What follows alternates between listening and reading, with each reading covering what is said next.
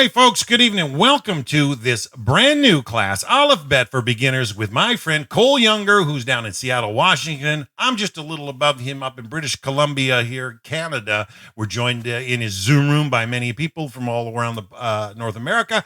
And these are Noahides thirsty to learn Hebrew. And, if you're not familiar with Cole has he's been a Noahide, but he's been hanging around his or synagogues for over 22 years.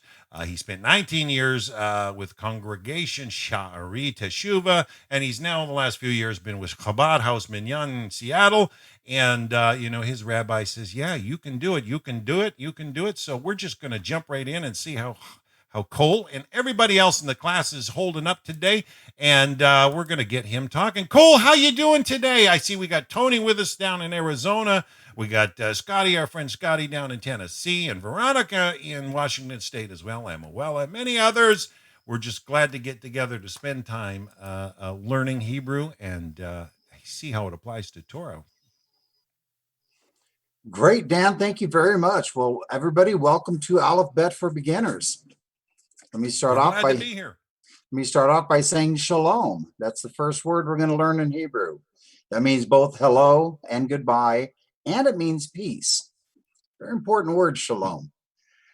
So at any rate, I'm going to ask everybody if you have a question.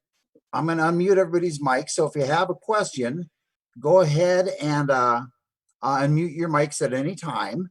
You'll probably want a pencil and paper so that you can write down notes throughout the evening.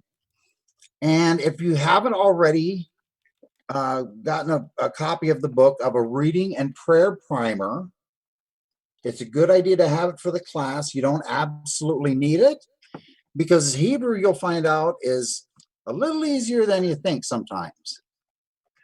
So let me go ahead and start sharing a screen here.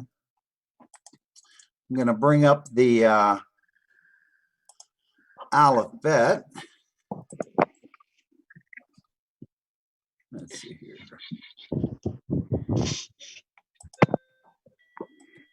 Okay, can everybody see this? Yeah, we got you good, Cole. Yeah, we can see it just fine, sir.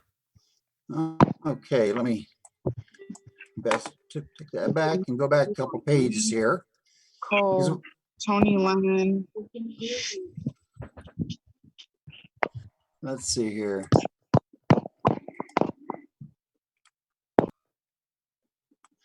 Okay, this is the Aleph Bet, as you'll see in many liturgical books inside of Sidurim, prayer books, Torahs, Tanakhs, and whatnot. This is the type of script that you'll see.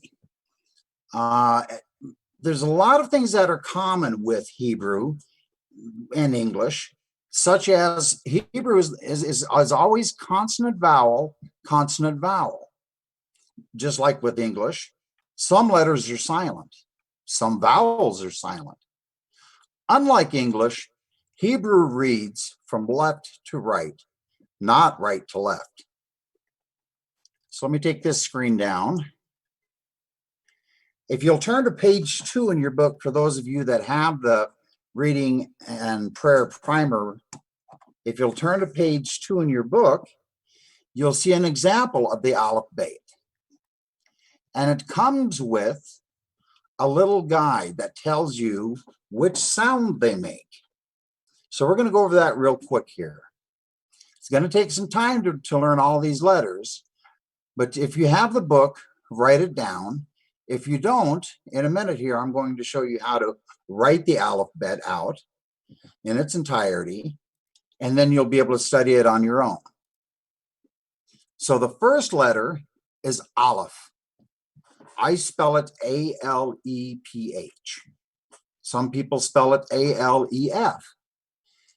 Thing about Hebrew is it's kind of hard to give an exact spelling for each letter or each word, because you just have to spell it phonetically. So whichever works best for you, that is Aleph. Now, Aleph, as you'll see in your book, is a silent letter. So why have a silent letter in the holy language of Hebrew? Why have a letter that seemingly does nothing? Well, the letter does a lot. This letter carries a vowel, carries several, can carry any vowel, and it adds a numerical value. It has a numerical value of 1. So you might want to write that down if you have your book with you. Make a little note that Aleph equals 1. Now the next letter is Bet. You'll notice with every Hebrew letter, the first consonant of of the name is the sound that it makes.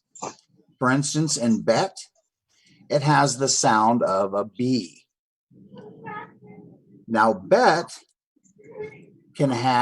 is the same letter as the next one, which is Vet. It has it has the sound of V, as in veterinarian. Now you'll notice the only difference between the letters Bet and Vet is this little dot right here in the middle of the Bet. That's called, and you might want to write this down, this is called a Dagesh. D-A-G-E-S-H. Probably the best way to spell it in English. Cole, can I ask a question? Sure.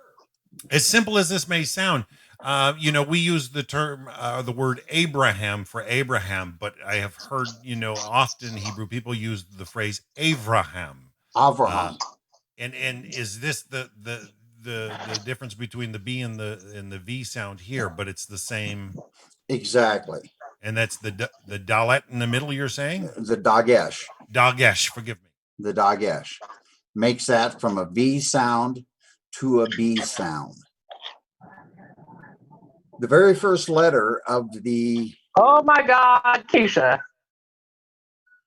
Okay, let's everybody mute our mics. Oh, I'm sorry. I didn't realize. No I apologize. I don't know how. Worries. Tell me how, Cole. I'll mute you. There we go. Okay, Kendra has a question. Kendra, would you like to unmute your mic?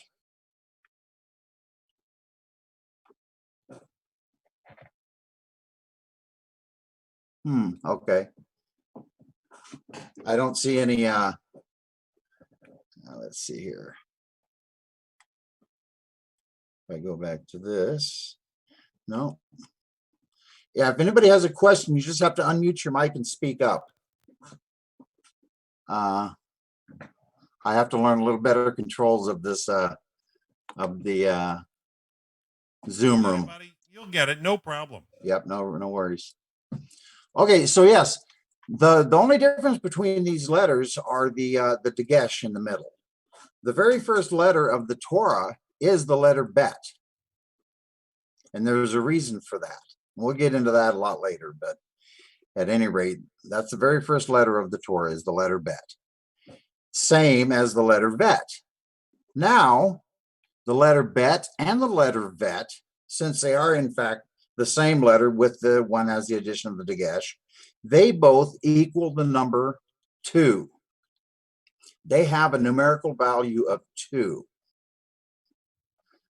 So if we add an Aleph with a Bet, we have, well, let's make a word here. An Aleph with a Vet spells the word Av, which means father. And that has a numerical value of 3. I'm here. Hi, Kendra.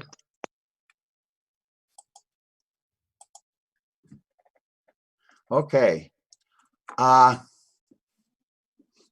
Yeah, so they both have the numerical value of 2.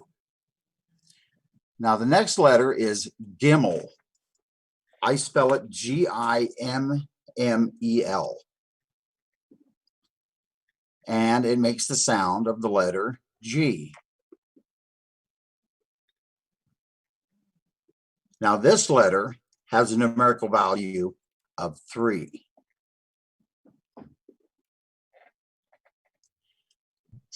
Moving along in our book, we have the letter Daled. Daled makes, as I said, remember, it makes the sound of the consonant sound of the name of the letter. So Daled sounds like a D. And a Dalet has, can anybody want to guess what the numerical value of Dalet is? If we have 1, 2, and 3. I don't know, 4? 4, absolutely. Now, Yay, this Veronica. exactly the way it works. That's exactly the way it works. And we're going to get up here in a minute and when we get to 10 and 20 and all that. And it's very interesting because each one of these have a numerical value that are very important. So the next letter is the letter Hey. H-E-Y or H-A-Y, whichever way you'd like to spell it, whichever way is easiest for you. But it makes the sound of H, as in the city of Hebron in Israel. Now the next letter is the letter Vov. And it also has the sound of V. It makes the same sound as a vet. So why do you think a vet and a Vov would have the same sound? Say that Any again. guesses? Why do you think that we would have two letters with the same sound, a vet and a Vov? They both make the V sound. It's for the numerical value. We have Aleph is 1, Bet and Bet is 2, Gimel is 3, Dalet is 4, Hey is 5, Vav is 6. So it's the numerical value which would make it different, and also certain words when it's spelled with a Vav, of course, is going to be different than if it's spelled with a Vav. We'll get into examples of that when we get into vocabulary a little bit. Now, this next one is a little tricky because it looks very much like that Vav that we just looked at. But if you notice here on the top, it kind of hangs over to the right. And that's a Zion. I spell it Z-A-Y-I-N. And it makes the letter Z with the numerical value of 7. Okay. Now, And this that would next be- letter, that's the Zion. Okay. Now, the next letter is Chet. I'm sorry, let me take a drink of water. When you speak Hebrew, you got to have a little water in your throat. It's the letter Chet. Now, it's the Chet? same CH sound as you'd make in the word Bach. So that's how we say Chet. Now, if you have trouble with the guttural CH sound, a lot of people will use a hard H sound. They'll say het. Okay. Okay.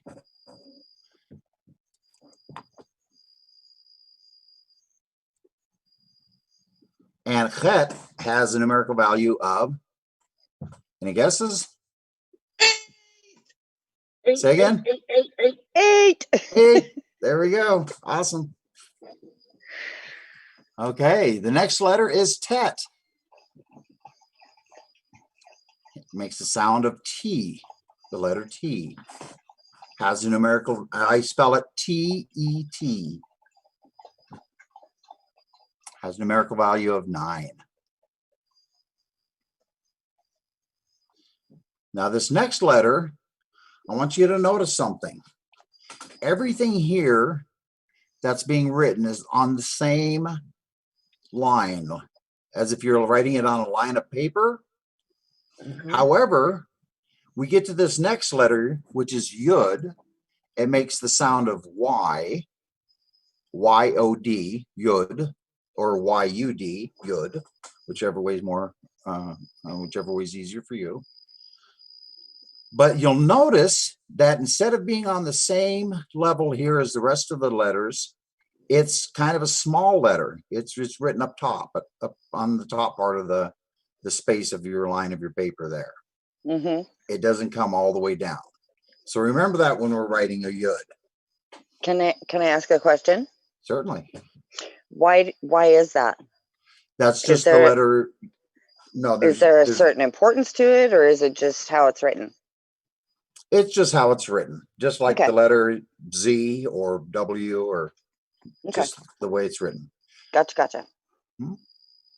Yud has numerical value of 10. Now this next letter has this dagesh in the middle again, because you notice these next two letters, again, they look alike. As a matter of fact, they're the same letter. This is a kaf.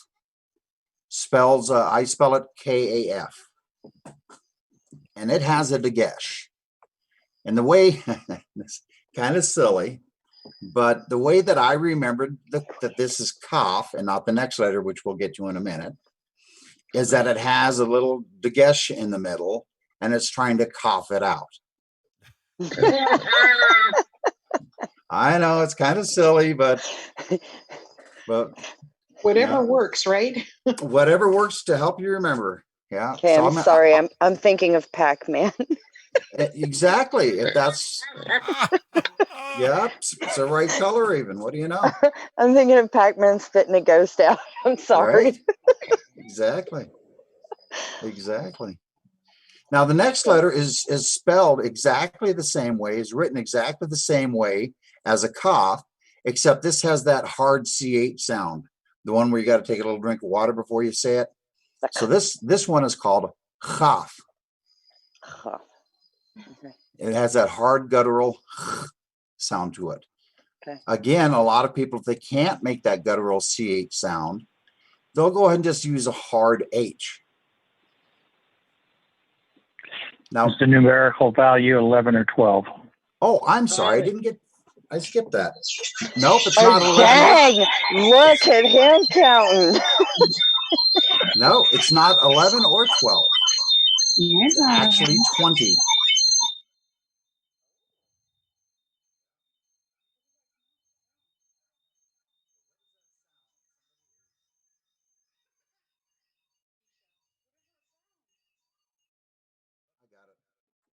Go. Okay. No, this next letter, the numerical value is 20. In case you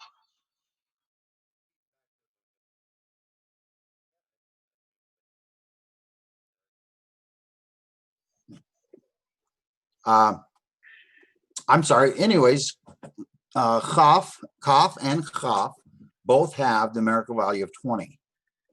What? Now, believe it or not, this next letter is also the letter chaf. Okay, but how is that though? This is called a final chaf. Oh. Yeah. And this only comes at the end of a word. Okay. At That the would back be end of why it's the final. exactly. And it's longer than the others, right? It's longer than the others. Very good. It goes below the line. You see how the line here would go between the chaf and the mem and this next letter, or these next three letters here? The final chaf goes below the line. And it's also a numerical value of 20.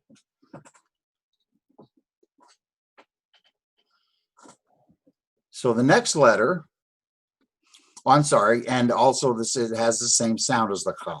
It has that guttural CH, as in Bach. This next letter is lamed, L-A-M-E-D. It makes the sound of an L. Now it looks like it's as long as the final chaf here and going below the line, but it doesn't actually go below the line when you're writing it out. It stays right in line with the other letters. For some reason, this book is written a little bit large, but that's fine. Cole, Yes. the lamed that goes on the same line with the other letters on the bottom extends over the line on the top.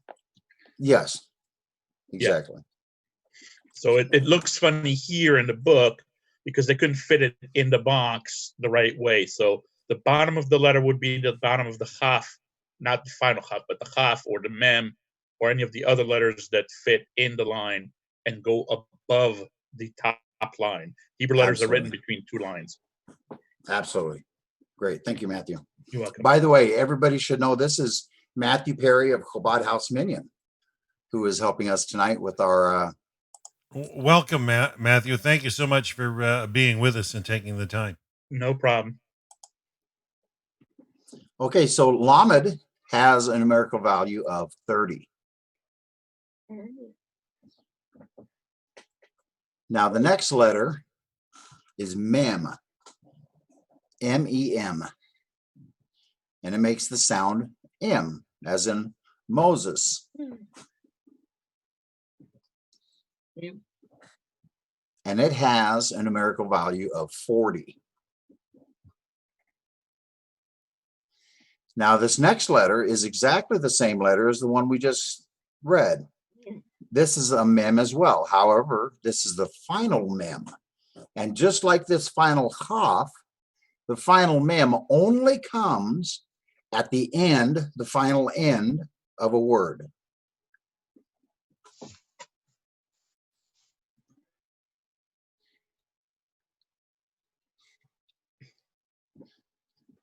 And the mem is, I'm sorry, Cole. I have kind of a silly question, I guess. sure. Why would they have a different letter for the end of a word? I mean, is there a reason for it? That's a very good question. Do you know, Matthew? I have to admit that I don't know where we ended up with final letters, but I am going to make a very important note here and note that if the instructor or his assistant don't know the information, they will look it up, and for next week they will have an answer. So please remember the question, and Cole and me will look it up, and by next week we should have an answer for you. Excellent. Thank you. You're welcome. Well, Absolutely. can I ask you another question as well, Matthew? I mean, from my understanding of the Hebrew alphabet, like we're looking at a number of letters right now, okay? Yep. A number of letters right now, but weren't there fewer letters in centuries gone by, and maybe the final letters were added over a period? I know that, especially pre-Masoretic texts, there were no versions for us to see in the world that had the vowels, and we know that when you go back before the time of the Babylonian exile, you had a less formal looking Hebrew, and I know that the square letters came out after that time. And if you go back even further, you can track it back to Paleo Hebrew, then to Proto-Sinaitic. I mean, there's but it's kept its original, but there's more letters here than initially, and I think maybe that the end of the letter might have had to do, or the final letter had to do with issues that the rabbis determined. Let's just put this in this case. It answers more questions than it raises. Yeah, I think the answer is, so the Hebrew has definitely evolved throughout the years, and the Hebrew we have in form today is based a little bit about the Phoenician influence on the Hebrew language. The Phoenicians lived north of the Israelites in what is now Lebanon, and their language affected a little bit the Hebrew.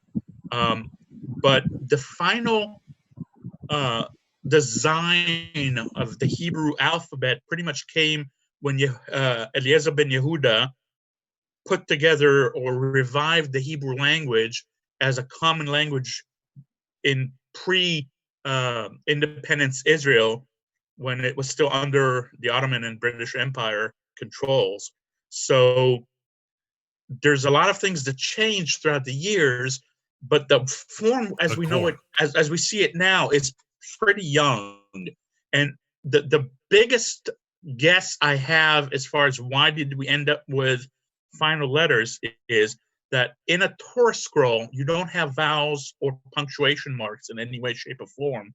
And when you were reading in the Torah scrolls, there's sometimes words that come very close together the way they're handwritten. And it might have been that the design of a Torah scroll influenced where to put a way to make a difference between one word or another. That's currently my guess. I will have to look up and see if that is a good assumption. Very, very, very well said, Matthew. I just, I've had the honor of going to see Dead Sea Scroll exhibits, with some that go back to almost, 200 BC.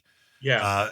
Is there, in fact, those final mems, final letters in that age period? Probably not, I don't think. Or am I mistaken? I haven't seen the Dead Sea Scrolls in probably close to 30 years. I would have to tell you that I don't know the answer at this point. Okay. Yeah. Sorry. I didn't mean to digress away from the lesson. I just trying to understand, the framework.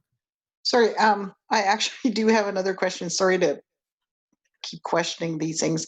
Now, is this considered, these letters, are these considered like the modern Hebrew versus the biblical Hebrew, right? Yeah, we're learning the biblical Hebrew. We're learning Biblical. Ashkenazi biblical Hebrew. Okay, thank you. Absolutely.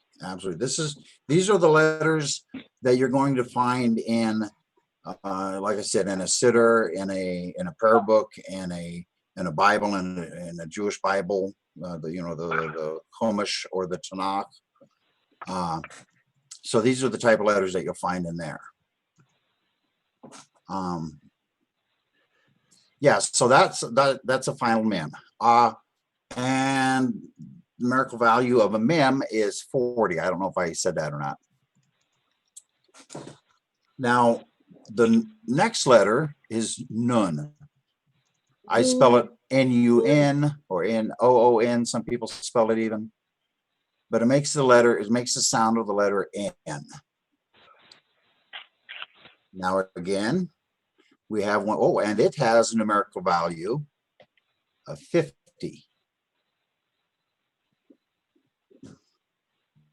Now, again, we have a final letter. This is the final nun. And you'll see how the final nun comes over and goes down below the line of the other letters. So that's a way that you can tell that you're seeing a final nun, is that it goes all the way below the line. And it also has the sound of N, and it has the same numerical value of 50.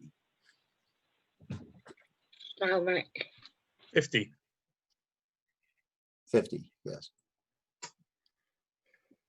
And the next letter is Samach. It has that guttural sound, CH at the end. S-A-M-E-C-H. Samach. And it makes the sound of S. With a numerical value of 60. This next letter is Ayin.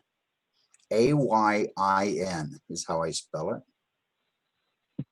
It has a numerical value of 70, and it's a silent letter, just like the very first letter, the Aleph that we talked about earlier. The Ayin is there to carry a vowel, give a numeric value, and to discern from one word to another. A word that's spelled beginning with an Ayin is not going to be the same word as if it's spelled with an Aleph, and vice versa.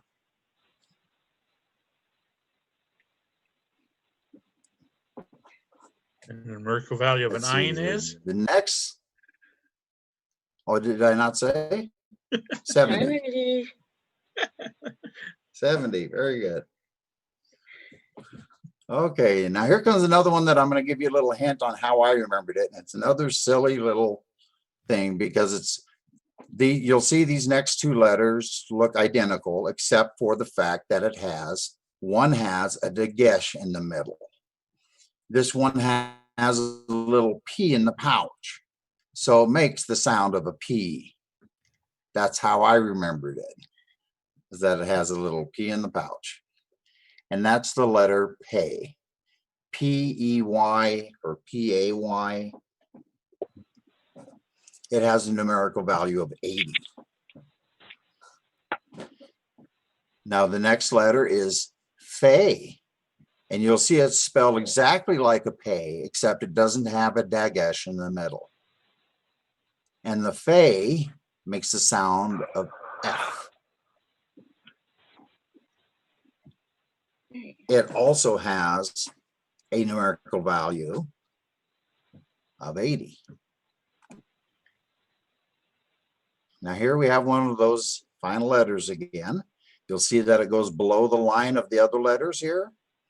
It's a final Fe. And again, it only comes at the end of a word, but it does make the same letter, the same sound, F, as in Fe before it. Hey, Cole. Yes. Not probably noted in the book, but the final Fe, once in a very blue moon, will show up as a final pay with a dagesh inside of it. So it's not a common thing. Okay. But there are words that come with a final pay. Okay. And it will have a dagesh inside of it, just like the pay. I've never seen one, but I'll bring the book to you when we're in school next time. Okay, There are a that's few, great. just a handful. That's great. Which is why it's not usually mentioned in most books. Okay. Yeah, that's good to know. Yeah.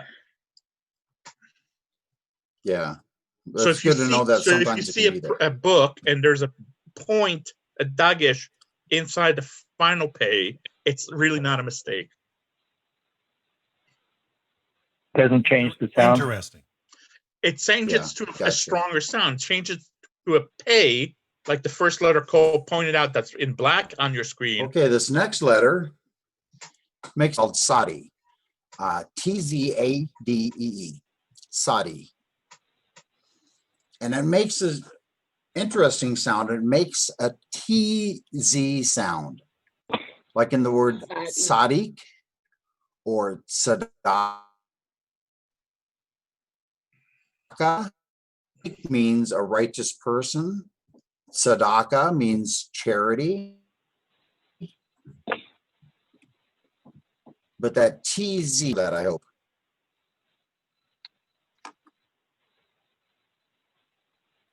Yeah, that's a unique letter for sure. I mean, compared to English, like that TZ combination.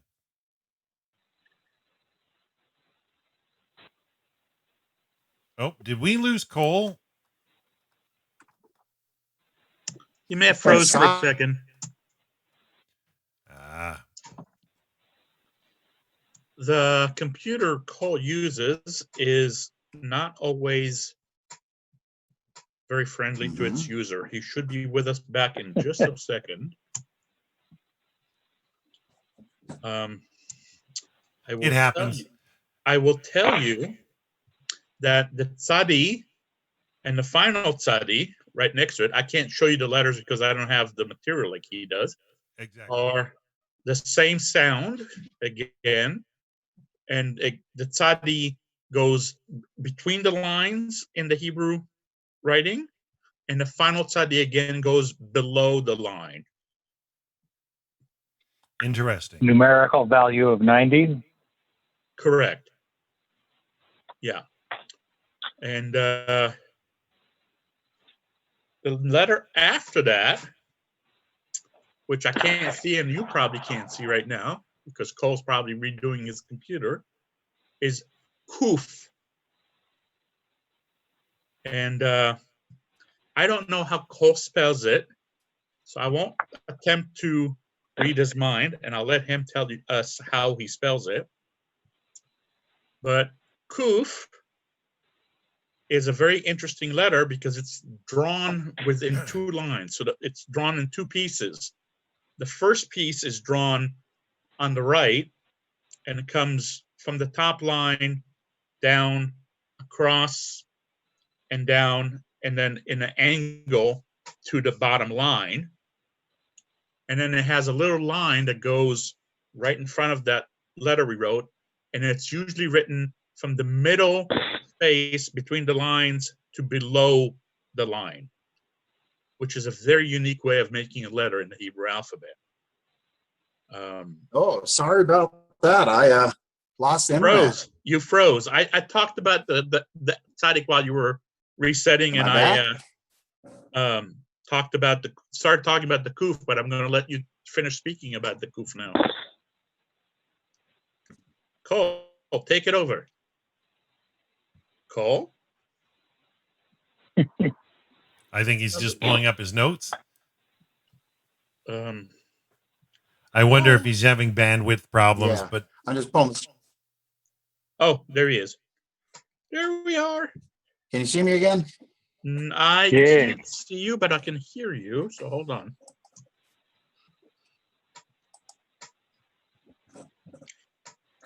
Yes, I can see you.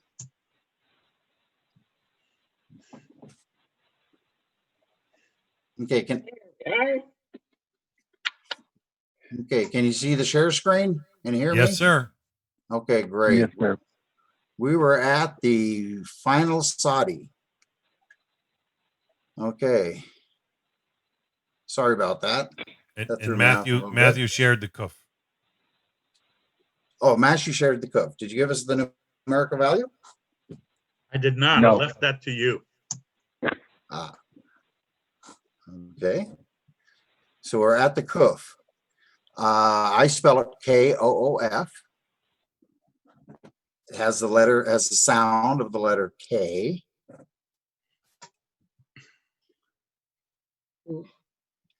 And it has a numerical value of, any guesses? 100. 100. Yeah. 100. Absolutely. Now, the next one I'm not sure about. Okay.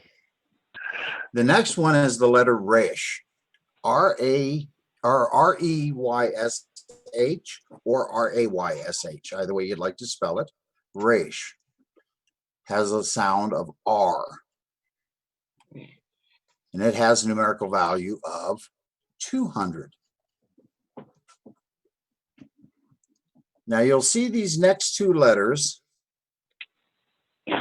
are identical except for where the dagesh is. But that dagesh makes all the difference in the world because the first letter is called a shin, S-H-I-N, just like the front of your leg there. And the dagesh is on the right side above the shin. Now the next letter is the letter sin, S-I-N. Now here's how I remember the letter sin. The left side is always construed with having your strength and your willfulness and your gevura, they say in Hebrew, your kind of the strong willful side, kind of the sin side, I guess you'd say. So that's why I remember the sin is always on the left. The dagesh is on the left.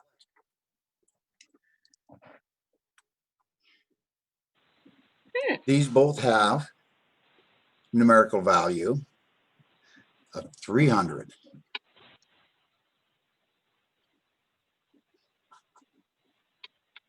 And the last final letter is Tav. The last letter is Tav and Sav. Now Tav has a little dagesh in the middle. Sav is spelled exactly like a Tav, except it doesn't have the dagesh. And these have a numerical value of 400. Oh. Now these little marks that you see on the side here, on the bottom center to the left, are called nikud. They're called vowels, N-I-K-K-U-D, if you want to spell it in Hebrew, or in in English, nikud. They're vowels. Now this first one is kamots. Now if you listen to it carefully as I say it, kamots, it almost makes the vowel sound. The vowel sound that I'm saying, aw, as in father, or the word, I like to use the word law, because it's a longer sound, aw. That is what Kamats makes, an aw sound, like an AW in the word law. Or from those of you from the South, paw. Now the next Nakud is a patach. Now that one makes an A as in father, more of a shorter A, an ah sound, as opposed to aw. It's a little subtle, but it just makes a different sound, kind of like a short AH.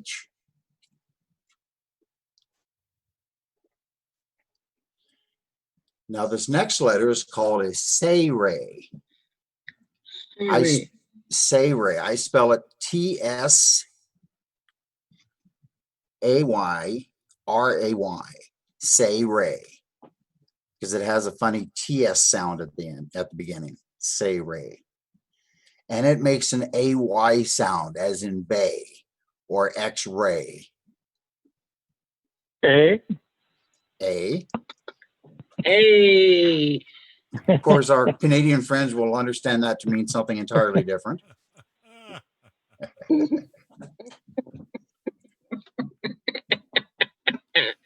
Now, the next letter. Go easy on us Canadians. Oh, we love you, Canadians. We wouldn't have A. hockey and the Canadian Football League if it wasn't for them, for you guys. No, we have the next letter, or the next Nakud is Segol. S-E-G-O-L, Segol. And I like to say it has an S sound, as in like, well, bell. That's a very good example. Bell, An E sound as in bell. The next Nakud on the bottom right here, the two dots, one on top of the other, is a Shva. And it makes no sound. Now we're going to get into letters or into vowels that combine the Shva with the vowel. Whenever you see that done, it shortens the vowel. If you ever see Shva mixed with a Kamats or a Patach or a Segol or any vowel, you'll see that it shortens that vowel. Oh. Now the next Nakud is Chirik. C-H-I-R-I-K. Chirik. And it has the sound of I, as in the word sit. But you'll find that in some combinations, this letter makes an E sound, a double E sound. Yeah. But we'll get into that a little bit later, into that combination. Okay. This next Nakud is called Shuruk. It can be combined with a Vav.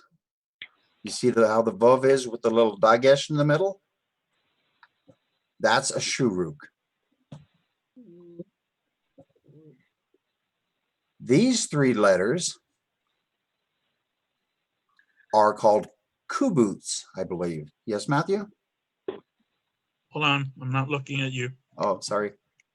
Where are you looking? Right here on the bottom left? Yep. Kubuts. It also makes an oo sound, a double O oo sound. Now, I always remember this Shuruk because it has something in its belly and it's making an oo sound like there's something in its belly. So that's just another one of those silly things that I remembered along the ways to remember that vowel, that Nakud. As opposed to the next vowel that we see, that's also a Vav with the Dagesh, but the Dagesh is over the Vav. It's a Cholam. It makes an O sound as in over. As in the Dagesh is over the Vav, so it makes an O sound. Now a Cholam can also be by itself on top of another letter. but it also makes the sound of an O, as in over, much as in the word shalom. Okay. Now, what I'd like to do is to get into teaching some of the, let's see here, there we go. Let's see how we write some of these darn letters, shall we? Cole, can you make it bigger? Yeah, I'm going to make it a little bit bigger here. Perfect. Yeah. How's that? Can everybody see that well? Excellent. Awesome. So this is the block form of writing the alphabet. So you'll notice with an Aleph, if you have a pencil and paper, you make a diagonal line from the left down to the right. Then the second line comes down from the right onto that diagonal line. The third comes from that diagonal line to the left a little bit and down. So everybody practice writing an Aleph if you have a pencil and paper with you.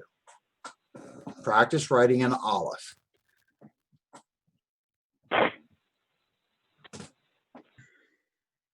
If anybody would like to share their Aleph with us, that would be awesome.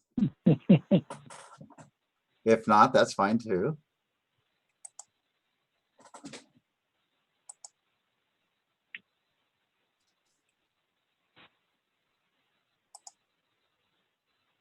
Very good, Scotty.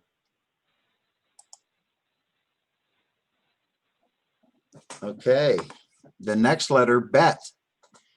What I've always remembered with bet is I just make a letter 7.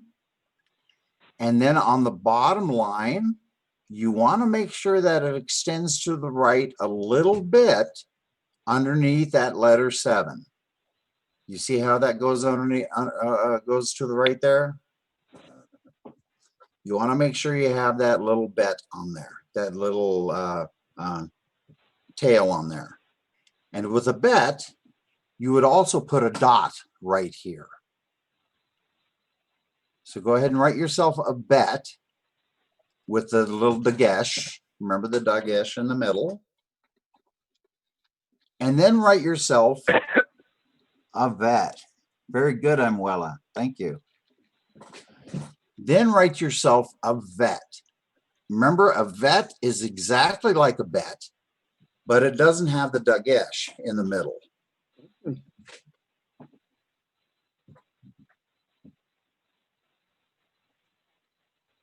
Now, what I'd like to do is we're going to try to get these first couple lines down, and then we'll practice them this week. Excellent. This next letter, Gimel, you make kind of a, kind of a funky little 7, I guess, like that, with a kickstand on it. Any of those of you that enjoy motorcycles know what that is? Or bicycles? So that's our Gimel. Now, Daled looks a lot like the number 7, except it has a little bit that goes to the right on the top. You want to make sure you have that little bit on the right.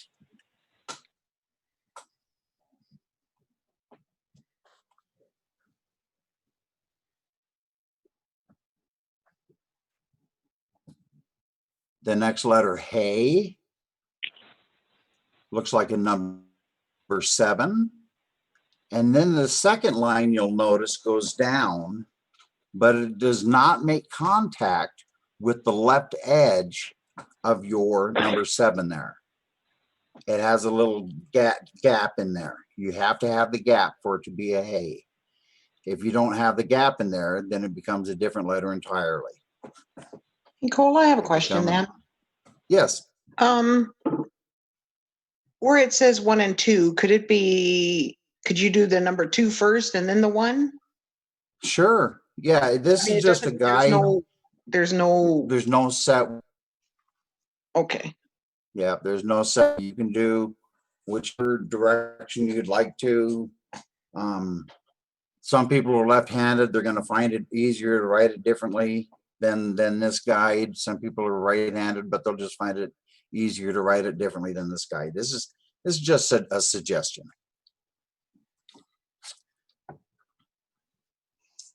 Now a vav looks like it's just one movement, boom, like a little tiny number 7, little tiny 7, and that's a vav.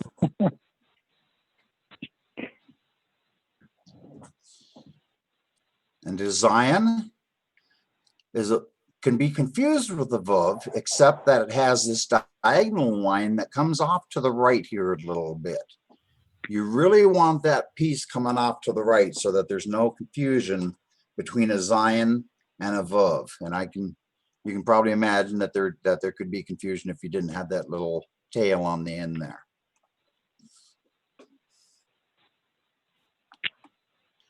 Now, this next one, chet, looks like a big 7. Now, it's like the hay over here, but it doesn't have the gap. It has the line that goes all the way down from the 7, from the left-hand side of that 7 to the line. But you always want to leave that little tiny piece on the left there hanging over when you're writing it out.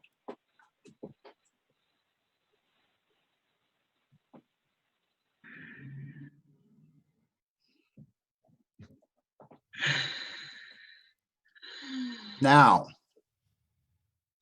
some really good practice is to write the letters out over and over on a piece of paper 25 times is what I did when I was learning it.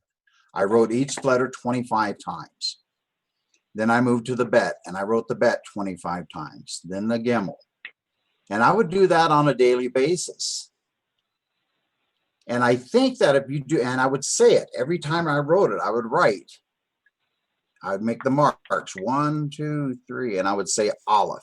Just like going back to grade school. Just like going back to grade school, because we're learning a whole new language here. These letters are totally different from English, and we're going to have to train our minds to recognize them for what they are. So it's very good to make the lines 1, 2, 3 Aleph silent. Also, if you'd like to remember the numerical value is good too. Number 1. Then you go and you make a bet. So it's 2 lines. It's 1, 2, bet, 2. Then I write the vet. 1, 2. Well, the bet, of course, has a dagesh in the middle. Then I'd write a vet. And I'd say vet, V, V, 2. You know, anything to embed that, anything that will get that going, anything that you can use to remember the letters. Like I said, the writing down 25 times really helped me out, because I would say the letter, I would say the sound it makes, I would say its numerical value. And it wasn't very long before I knew the entire Aleph Beit that way. So what I I'd can like write to them down in the regular way and then write them down with each one of the vowels, so they're individual sounds. Yes, we're going to get to the vowels after we get through all of the consonants later. Sure. Yeah. Oh, And then okay, we're going sure. to do that exercise. Absolutely. Absolutely. Okay. But for right now, this week's exercise will be to write these first 8 letters 25 times. So that next week, when we come back, all of us will know Aleph through Chet. And we can start at the Tet. We'll review, and then we'll start at the Tet, the next letter Tet. Cool.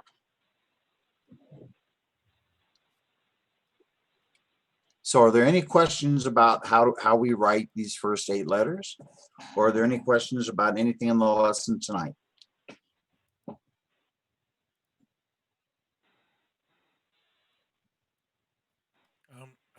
I wouldn't say any questions, Cole, but this handy Hebrew writing guide with the block printing is very, very useful, and I really respect the fact that you're saying, we should write it out 25 times. Is there any way? I've downloaded that image, that exact page that you've got. Is there any way I can share it here with the class for those that may want to download a copy so they've got it with them? Yeah, if you can do that, that would be great. Let me just see if I can share. Nope, I cannot share. Cole, Yes. when you look at lying, it looks like a T with a slanted hat. It looks You like a had T it with the one slanted perfect. hat. Exactly. It looks like a T with the slanted hat. That's a good observation, Amuela. Thank you. Did everybody see I put that in the chat group? Yeah. That is great. So there you can download it yourself if you want to use it for notes during the week. I like what you're saying, Cole, to copy it 25 times. It's a great way to just start, get used to, and you'll saying it repetitively to yourself. You'll get the look, you'll get the understand the reason behind it. It's just the way to start to learn. Exactly. This is the way that I learned. The Aleph bet is just through repetition, through constant study. I'm no great teacher. I don't have any teaching degrees or anything like this, certainly, but I trust you, Cole. Yeah, I can certainly show you the way that I was taught, and with a little help from our friends, why we'll make sure that we get through this. Absolutely. So, there is something that I forgot to do at the very beginning, and I'd like to start doing this every week. And if anybody has friends, family, loved ones who are in need of healing or ill, we like to dedicate sessions of learning in the merit of those people. For instance, tonight's meeting, I'd like to dedicate to Chaya Sarah Malka, Bas Bracha Leah Chava. Then there's a Noahide friend of ours, Jared Ben Gale, and Leah Bas Chaya Pesha. I'd like all of this learning to be in the merit of them to have, in Hebrew, what's called a refuah shlema, which means a complete recovery. So every week, if there's anybody that has friends that they would like to add to the refuah shlema list, we'll keep a note of it, and we will start mentioning them before the meeting so that we all know that we're learning in the merit of trying to do a good deed. Good deeds, good words, good thoughts. We can't go wrong with that, right? Amen.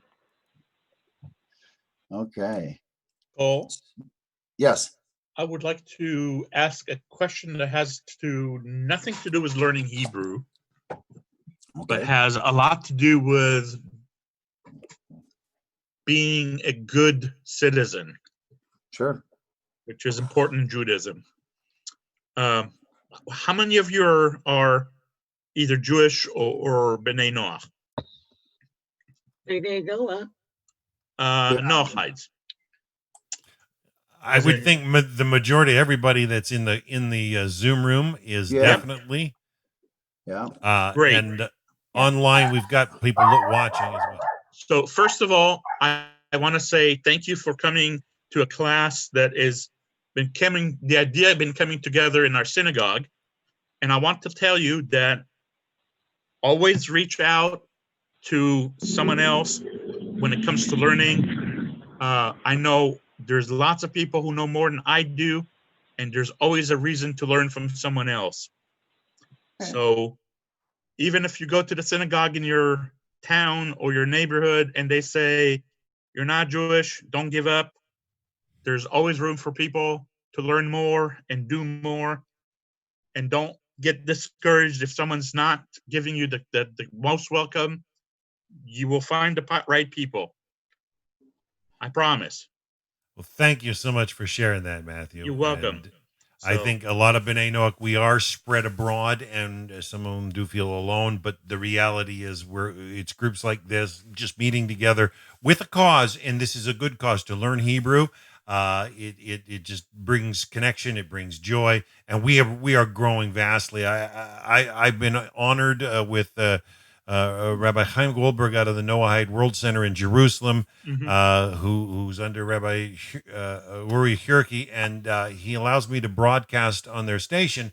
And all I can say is I have watched their numbers grow from about 15, 18,000 view minutes a month to 30,000, 40,000, 50,000, 67, 70,000. And we're still growing and growing and growing. And the point being is there is a thirst out there for true Torah from the Hebrew people to understand what it is, and there's no better way for us to get it right than to learn the basics of Yeah. Hebrew. Some people might find this a very boring or basic class, but the reality is it's fundamental and it's necessary. And thank you so much. It is a very basic class, but you have to start with the basics. You know, I run a nonprofit that is a chaplaincy organization that works with Jewish inmates.